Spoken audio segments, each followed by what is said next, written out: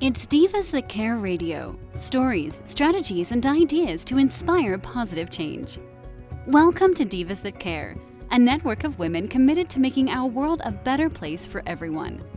This is a global movement for women, by women, engaged in a collaborative effort to create a better world for future generations.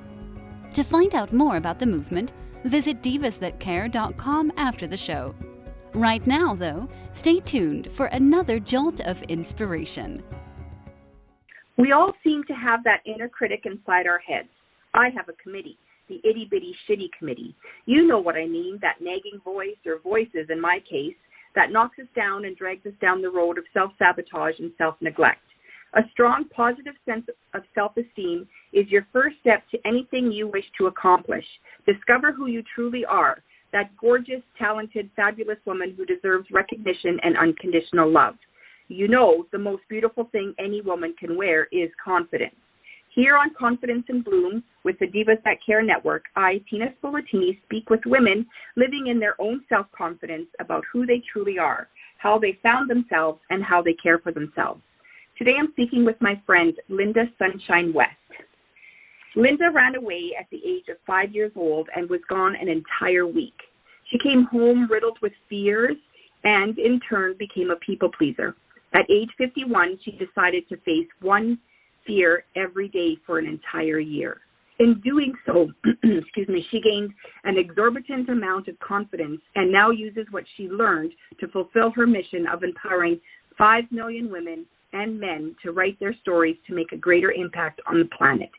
Linda Sunshine West is the founder and CEO of Action Takers Publishing, a speaker, 19-time number one international best-selling and award-winning author, executive contributing author at Brains Magazine, executive film producer, and red carpet interviewer. Welcome, Linda. Hi, Tina. I'm so glad to be here. I'm excited to talk about fear. Yes. So I'm going to start with, you ran away at 5 years old and was gone for an entire week. You need to please explain that. Okay. Well, thank you. First of all, thank you so much for having me. And, you know, as I look back at that time, you know, as a 5-year-old, I didn't remember a whole lot of the story myself, but my mom shared it with me, you know, later in life. And I ran away because, you know, I grew up in a very volatile, abusive, alcoholic household. And at 5, I took a stand and I said, I'm not going to live in this house. So I literally ran away. I was gone a week, and I just went to the neighbors, so I was safe. And my mom knew where I was, but here was the thing that happened. I, as a 5-year-old, didn't know my mom knew where I was. So I believed, and when I came home, you know, I believed deep down to my core that they didn't come to get me because they don't love me and they don't want me around. So that incident that happened at 5 years old ended up, you know, creating a lot of who I became for many, many years, you know, the people pleaser, the person who was riddled with fears. And it was a lot of it was just from that one incident in my life. So, yeah, it's interesting because as I started thinking about this later, is how did that 1 week shape me? How did I let that 1 week shape me instead of coming out and saying, you know what, screw them and stuff? I just fell deep within myself and became riddled with fears and let it control me. Well, and you were at that prime age too, where we are a sponge, right? And so we believe all these terrible things, right? Because of what we see. At 5 years old, you're not old enough to understand. And then, of course, you were in an environment that you never felt safe to begin with. So I can see, and the fears just grow from there. Yeah. Now, I already had the fears. Also, right. Well, fear, unfortunately, comes, you know, no matter what age you are. But I think as we get older, we learn how to handle it better because we understand, you know, the logic behind what we're thinking and how we're acting. For most people, not everyone, I would think. You also took a year to face one fear every single day. I want to know more about that.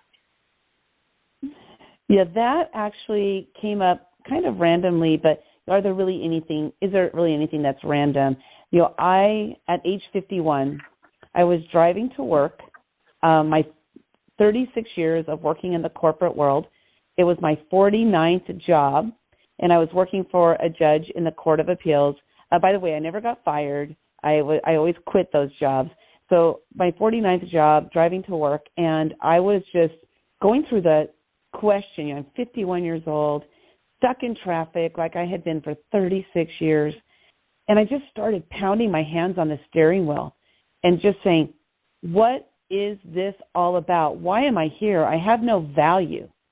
I don't even understand why I'm here on this planet. I don't provide any value for anybody. These were my true beliefs about myself. And I was just like, as a matter of fact, why is this whole planet here? Why are we here? This is ridiculous, And I was just filled with this anger as I was pounding my hands on the steering wheel. Well, when I got to work that day, there was a Facebook post from a woman that I didn't know, and it said, I'm a life coach. I took some time off. I'm getting back into it, and I'm looking for 5 women who want to change their lives. I didn't know who she was or what a life coach was, but I knew one thing. I wanted to change my life. So I ended up working with her for 5 months, and this was in 2014. Worked with her for 5 months until about December. Well, December, I'm by myself. I don't have my life coach anymore, but I learned a lot from her. I learned a lot of great lessons, and she helped me tremendously to grow and grow and grow. And I got addicted to the growth. I got addicted to positivity. I had lived in negativity for 51 years.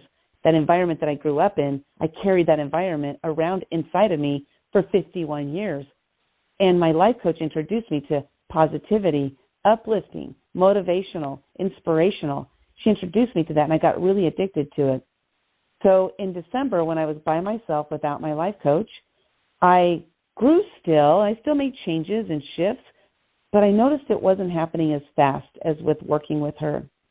So on January 1st, 2015, I don't do New Year's resolutions because I break them every time, but that morning something was different. I said, you know what? I have so many fears. I'm going to break through a fear every day this year. And I started that journey not knowing what was going to happen, what results were going to happen. I didn't have a plan. If I did have a plan, this was it. It was that every morning I will wake up. The first thing I'm going to do before I even get out of bed is I'm going to ask myself a simple 3-word question.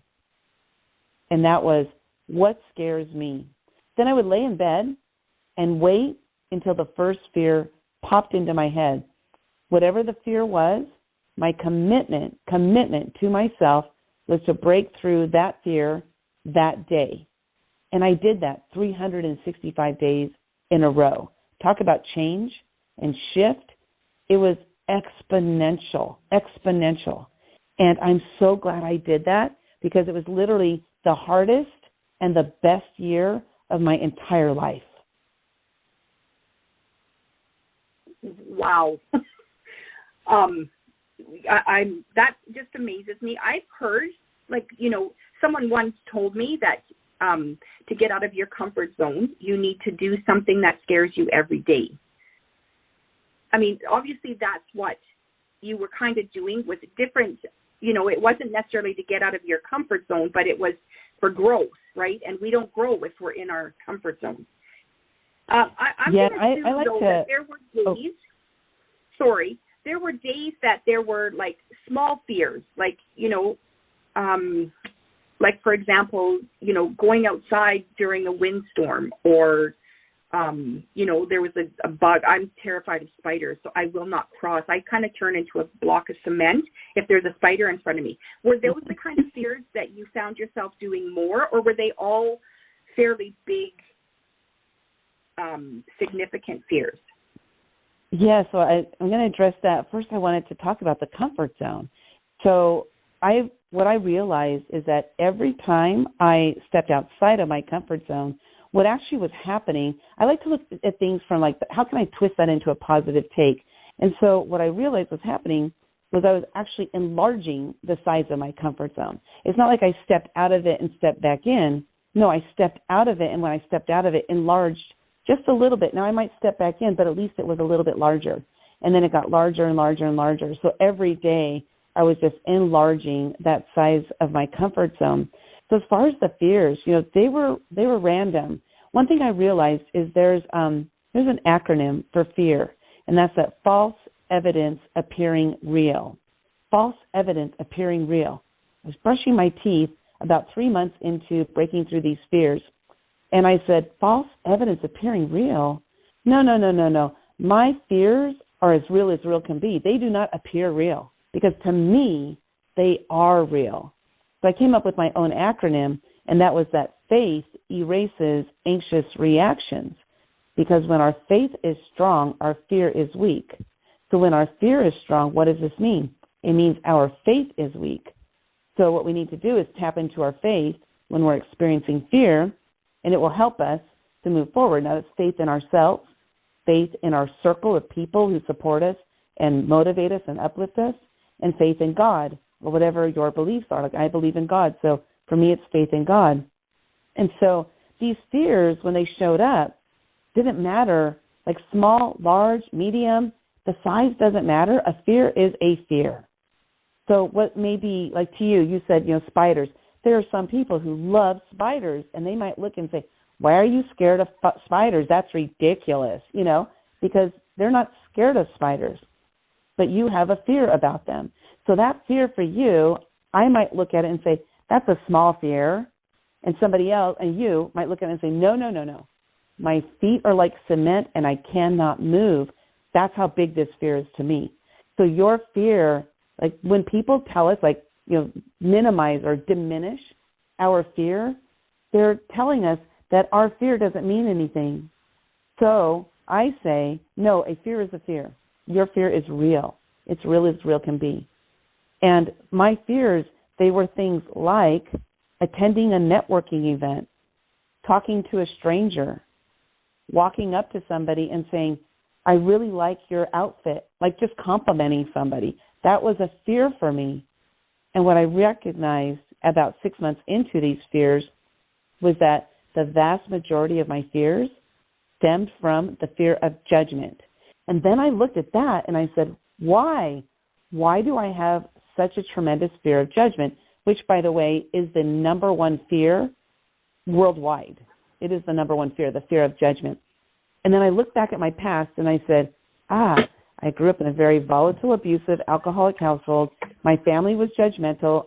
I became judgmental, which therefore in turn made me fearful of judgment.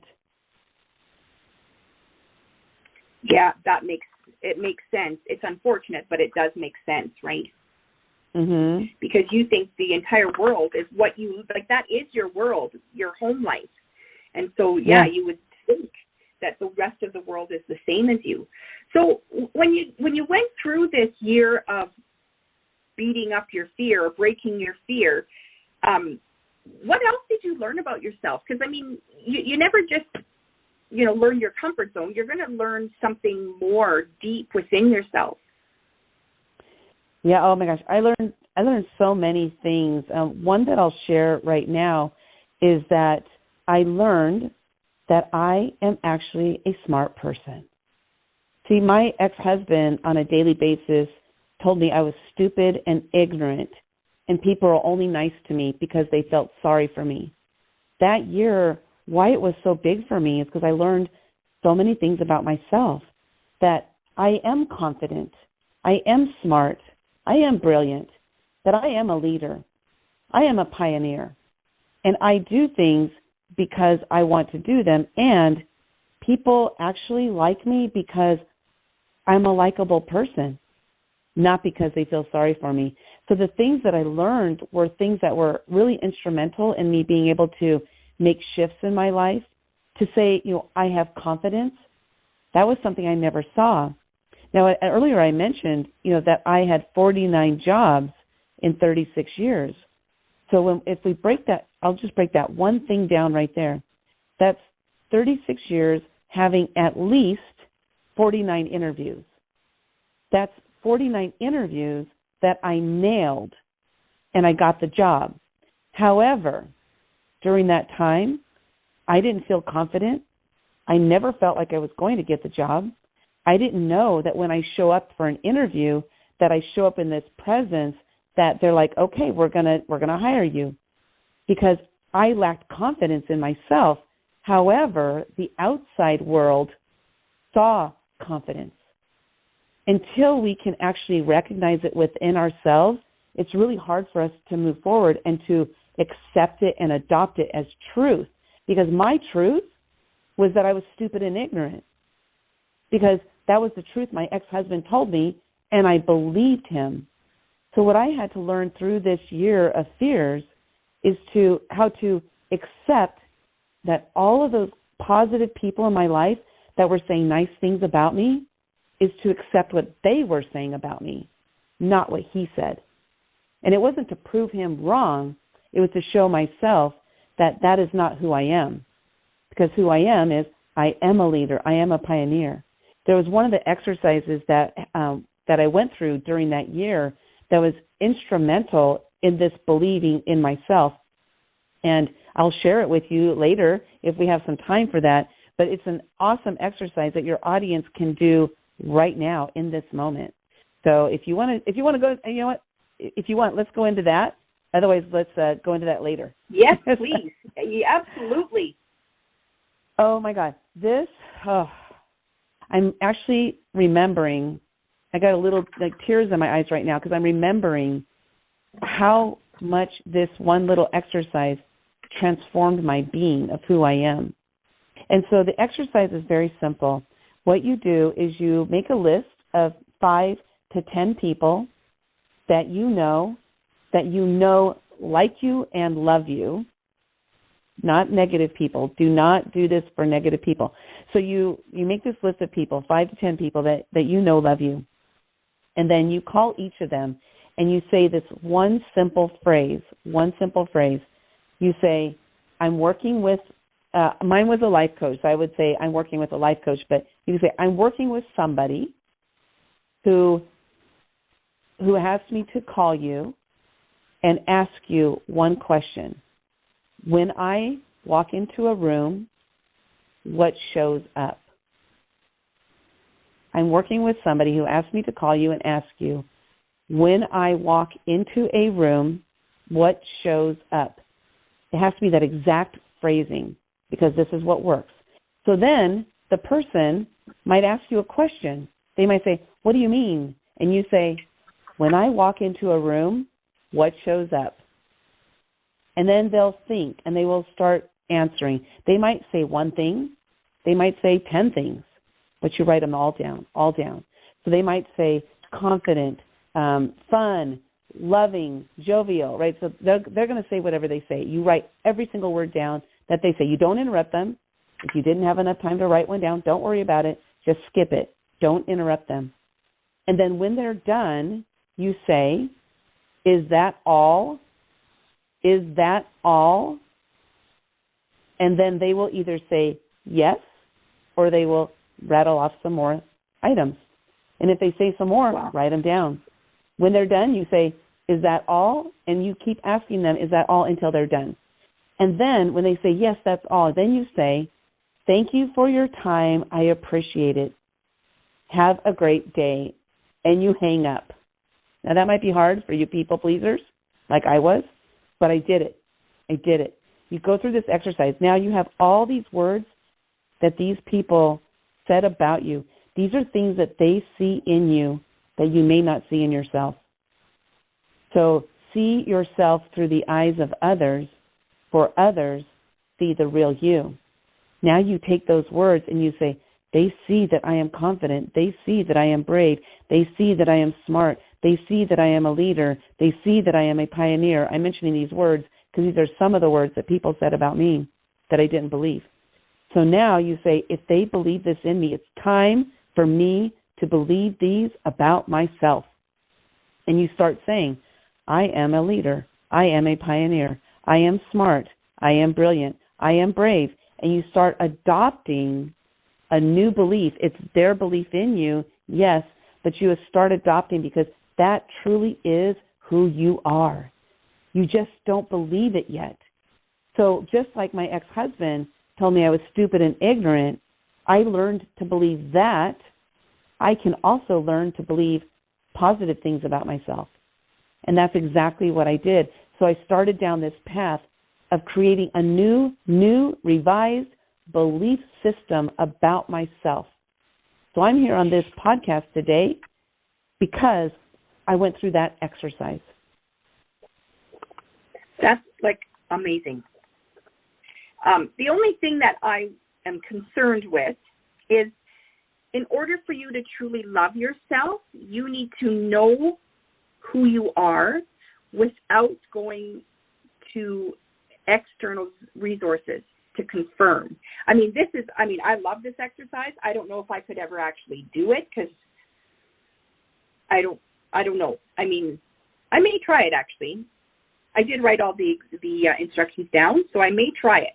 But I'm just, one of the main keys in self-care and self-love is not to look for external confirmation. We need to know, to be confident, you need to know who you are. Well, I'm going to debunk was that. Was this more of a confirmation for you, or was this something that I need to believe this, so I need to go out and I need to hear it? I need to hear that people see me as someone other than a stupid person. Well, I'm going to debunk that, and here's why. Because I lived it and I have transformed because of this. So what I recognized about my own self, now not everybody is this way, but what I recognized about my own self is I was always looking for outside validation. But what I was always looking for was negative outside validation. So I needed to shift the way that I thought, and I needed to adopt that there are people out there that see good things in me, and I need to believe them. Because how can I self-care when all my self-care was negative? How can I learn to believe who I am, who I truly am as I walk around on this planet? Because they saw something in me that I didn't see in myself. So how can I self-care on negativity? I can't. And for me, right. I needed to have that outside validation first. So let me start with that. I say that is I needed to believe in positive people first. I needed to learn how to do that. And that was by saying, oh, this is what they see. I don't see this in myself right now.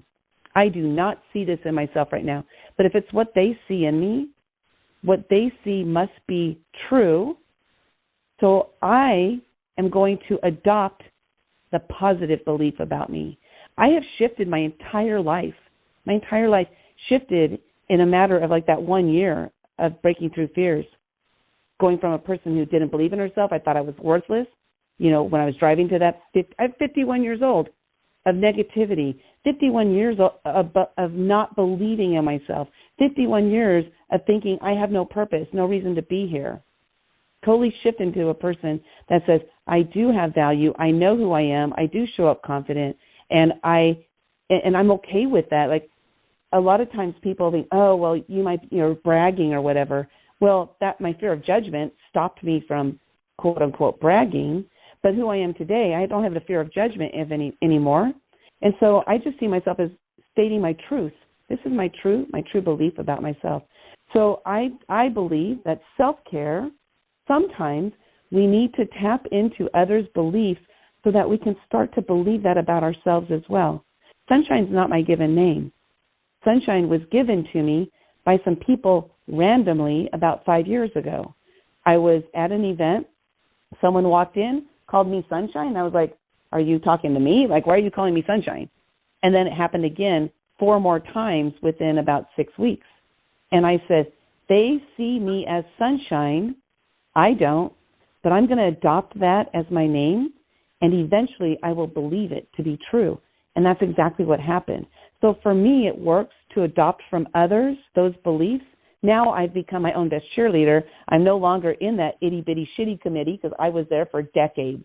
I'm no longer there because I am my own best cheerleader, and I truly don't believe that would have happened had I not tapped into the positive beliefs of other people and created that as my own belief in myself as well.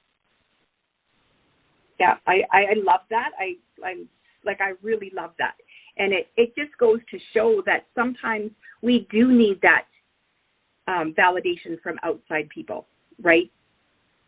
Yeah. That's awesome. One thing I do now, is, like regarding the outside validation, because I know this about myself that I would look for outside validation, what I do now is when I have a belief about myself, I will actually talk to myself in the third person. Linda, you are amazing, or Linda, you did a great job. And I do it that way because when I say I am, I know they say to say I am, but for me what worked was for me to compliment myself as if it was somebody else saying it to me. And this really helped me to move fast. Like my growth, like I said, was exponential because I applied these different techniques to help me do them. That's amazing. That is really, truly amazing. And you only worked with a life coach for 5 months. Like that, right? She was great because she turned you over, right? She turned you into someone who knew you could believe in yourself from someone who couldn't at all. Yeah, and it's because she believed in me. She believed in me so much. And I'm a good student, so I did all the homework assignments. I always called it homework, I did all my homework assignments that she gave me. And it was literally the changes were fast. And I knew this because people would say, wow, you are so different this week than you were last week. So I was doing my homework. I was living it. I was living it every day, all day. I wanted that change. Like I had a burning desire inside of me to become someone who had value.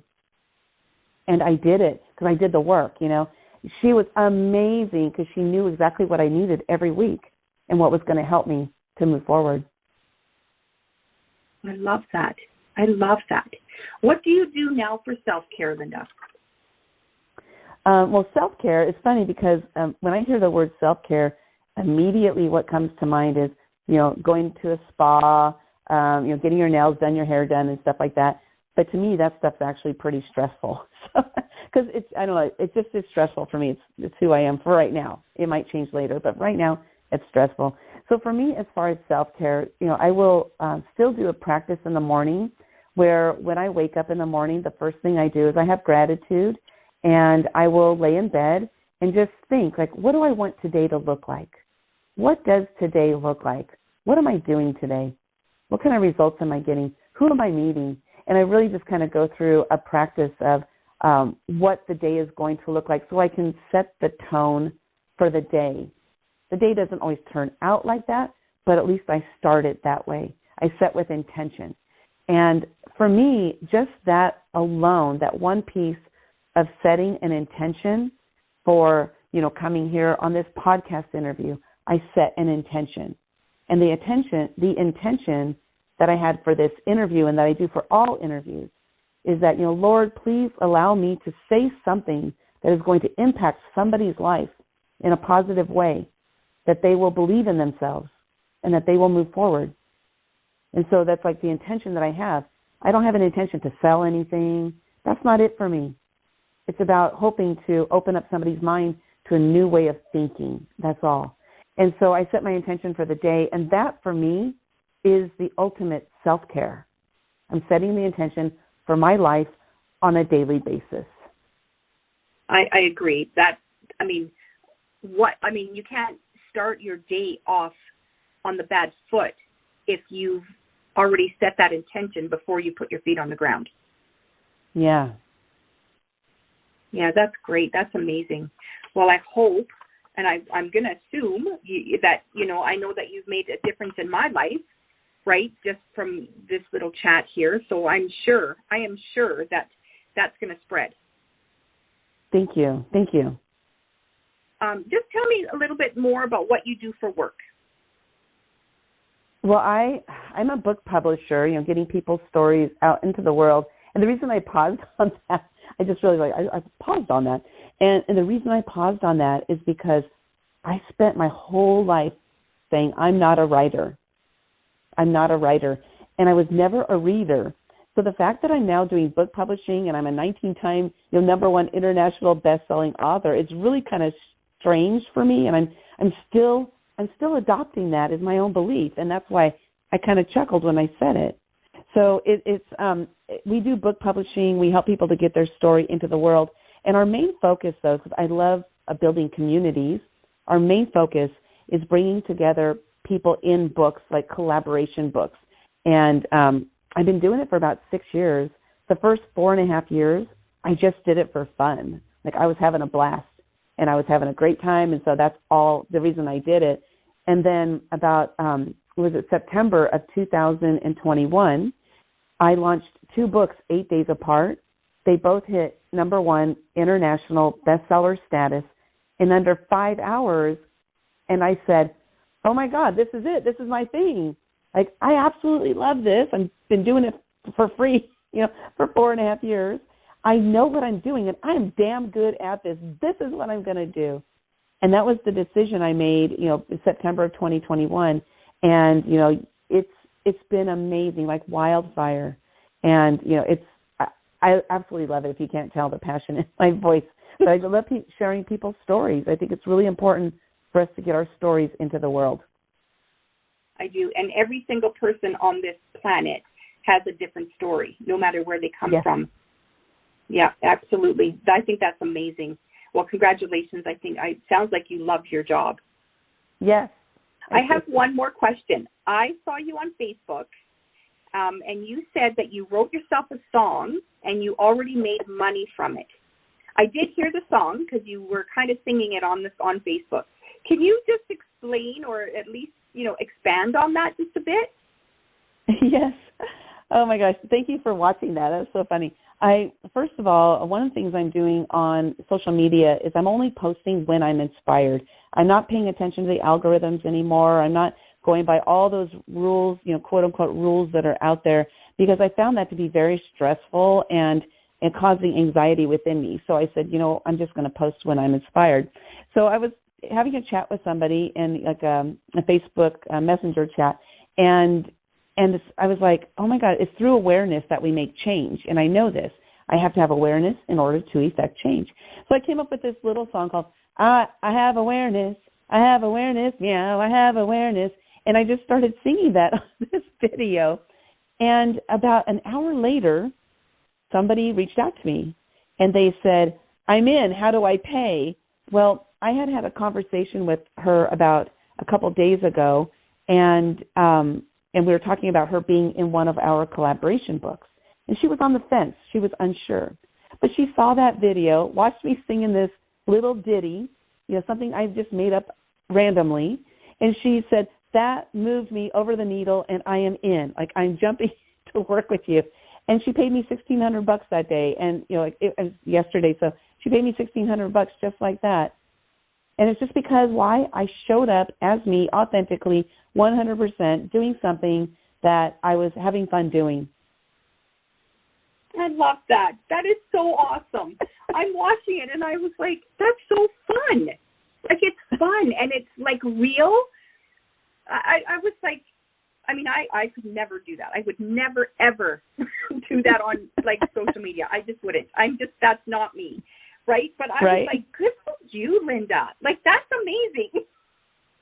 Thank you. Well, that's fun for me. I've been singing since I was like 4 years old, and I love doing it. I'm not the best singer out there, but I love it. And so, again, that fear of judgment that I used to have, I would never have done that in public. But now I just do it, and if I make mistakes, I don't care. Whatever. I'm having fun. It's all about me, just getting up there and having fun. And I had so much fun doing that, so here's what I'm going to do. I'm going to do 7 days of ditties. And so I've asked people to send me one word, just one word, and I'm going to do a ditty about that word. I'm only going to do it 7 times. But I thought, I can do that for 7 days. I can commit 7 days to doing something totally random. I have no idea how it's going to show up. I don't even know if 7 people are going to give me words, but I'm going to do it anyway. It's going to be fun. Oh, my gosh, I love that. That is so amazing. Good for you. Do you have anything like that you're working on right now as far as personal growth? I think you sound like sunshine. I really do. Like, I think you're amazing and so positive. But they say there's always room for growth. So is there anything you're working on now? I mean, you're not fighting the fear anymore, but is there something else that you're working on? Right. And yeah, I'm not fighting the fear anymore. Now what I do is when I have awareness when I have awareness that I'm experiencing fear, what I say is like, oh, that's just fear. Awesome. I'm going to go do it because I'm scared. So I do that. But yes, there's something I am currently working on that I've been working on for a while. And, when will it shift? I'm not sure. But, I've been married for 34 years. My husband and I, we have a great relationship. But sometimes he just drives me nuts, And so what I'm working on is like, oh, my God, there are a lot of things here and there. But, there's just like some things that like, and I want to get over that because it doesn't serve me. It doesn't serve him. It doesn't serve our relationship. I don't need to go into a mental state of like, that drives me nuts, So I'm working on that. And I've been working on this for 8 years. Okay. I've been working on it for 8 years, but I'm constantly working on it because there are some of those irritations that he does that I have released. So the problem is there's so many of them. So I have a lot of different irritations, and I work on them one at a time. And it's getting better and better because I'm releasing them. Exactly. And one at a time is probably the best way to handle it because then you get overwhelmed and you forget everything. Yeah, exactly. I forget, oh, yeah, what was I doing? I was trying to get over all of these irritations. Right. And so then you're like, oh, forget it. I'll just be irritated all the time. Exactly. Yeah, and I did that for years. I don't want that anymore. Right, exactly, right? Thank you so much for joining me today, Linda. This was amazing. I love that you are the sunshine and you are spreading that light to everyone that you are in contact with, and I love it. Tell our listeners, please, where they can find you on social media. Tina, thank you so much for having me today. I truly appreciate it. And again, every opportunity I can, to share my message and, hopefully help one person to think something differently, especially related to fear. I'm always honored and blessed that I have the opportunity to do that. You can find me at actiontakerspublishing.com. That's actiontakerspublishing.com. We are on social media, all over the place, Action Takers Publishing, as well as my personal, all of my personal social medias are Linda Sunshine West, and that's LYNDA. LinkedIn, Instagram, Facebook, Clubhouse, you name it, I'm over there. Awesome. I think you're incredible.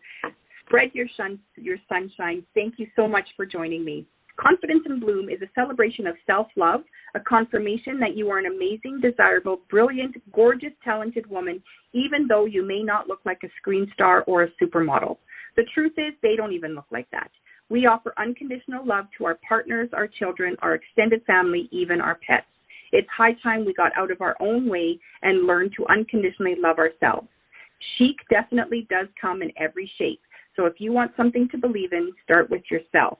If you'd like to be a guest here on Confidence in Bloom and chat with me, contact me through Instagram at infobloomstyling or email me at tina@infobloomstyling.com or through the Divas That Care website. Thank you. Thanks for listening. This show was brought to you by Divas That Care. Connect with us on Facebook, on Instagram, and of course on divasthatcare.com, where you can subscribe to our newsletter so you don't miss a thing.